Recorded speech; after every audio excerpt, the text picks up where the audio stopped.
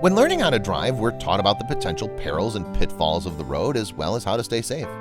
But Courtney and Sanford tragically succumbed to the former in April 2018, dying in a car crash in High Point, North Carolina. And during their investigation into the accident, police discovered that her Facebook page held the key to explaining her death.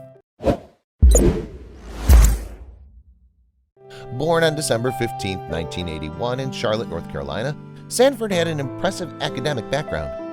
After graduating from West Forsyth High School, she went on to attend Western Carolina University and the University of North Carolina at Greensboro.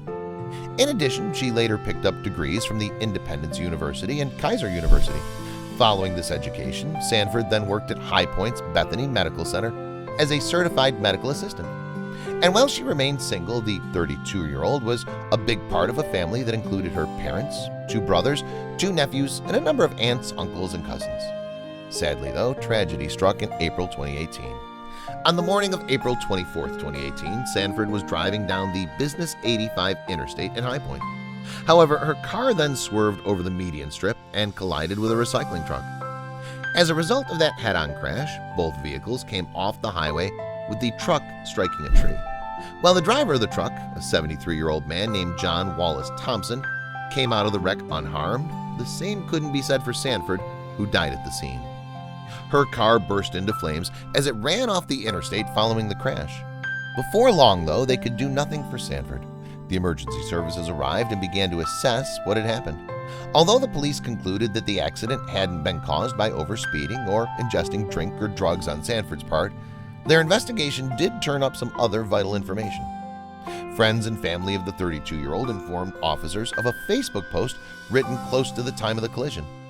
With that in mind, the authorities took a closer look at it and came to a startling conclusion. The Facebook text happened at 8:33 a.m. Lieutenant Chris Wisner of the High Point Police Department told Fox 8 in April 2018. "We got the call on the wreck at 8:34 a.m. and Sanford's final status read, 'This song makes me so happy.' In a matter of seconds, a life was over just so she could notify some friends that she was happy," Wisner continued. "Within seconds after that, her life is over. It's surely not worth it." Meanwhile, investigators also discovered that a number of selfies had been posted by Sanford as she drove down Business 85 that morning. The song in question was Pharrell Williams' huge Oscar-nominated hit, Happy. The upbeat tune eventually became the best-selling track of 2018 in both America and the United Kingdom. It was also the most successful song of that year globally, selling over 13 million units worldwide. "We've all seen the public service ads, whether it's on YouTube or wherever," Wisner told Fox 8. "You know, these graphic advertisements showing what happens when you text and drive. This, yesterday, was real life." Wisner also suggested that Sanford's death would serve as a warning to all drivers on the road.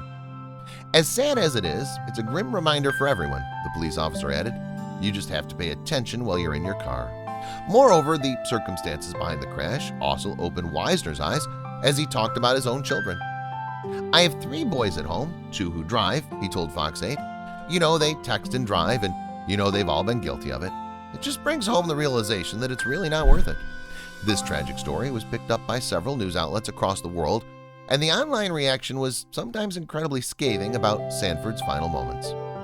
Comments posted in the Daily Mail's website perhaps embodied that attitude, as users criticized the deceased driver's decision to use her phone while she was at the wheel.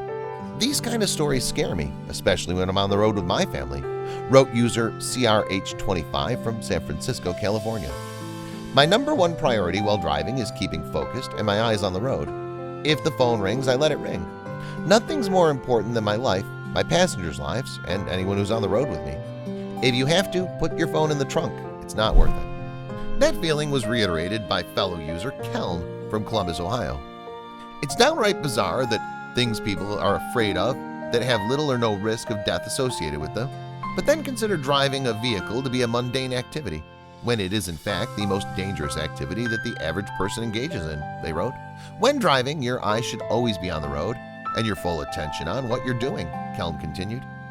"Turn the phone off if you just can't avoid answering it or using it when a song comes on that you like." Fellow user Sophie from St. Louis, Missouri urged drivers to resist using their handheld devices on the road. "Please put your phone in your purse or glove box when you get in," she wrote. "It's too much of a temptation. I know it is for me. if it's within reach for a quick text or a quick post. You don't realize how far off track you go when you're paying no attention.